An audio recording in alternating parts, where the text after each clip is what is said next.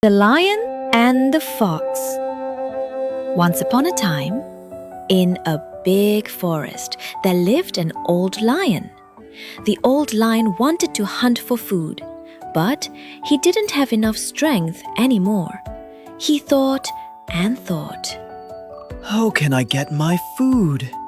What should I do? Then the lion had an idea. He decided to pretend to be sick to catch other animals. He went into a cave and lay on the ground, acting very sick. Whenever a small animal came close to ask about his health, he would jump up, catch them, and eat them. But even so, the lion was still hungry. So he went under a tree and sighed loudly.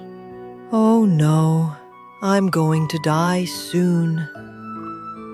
A sparrow in the tree heard him and flew to tell a rabbit. The rabbit told a squirrel, and the squirrel told a pig. Soon, all the kind-hearted animals in the forest knew about the sick lion and brought him gifts to visit him day by day.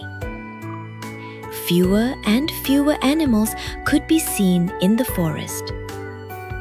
After some time, a fox also came to visit the lion with a gift.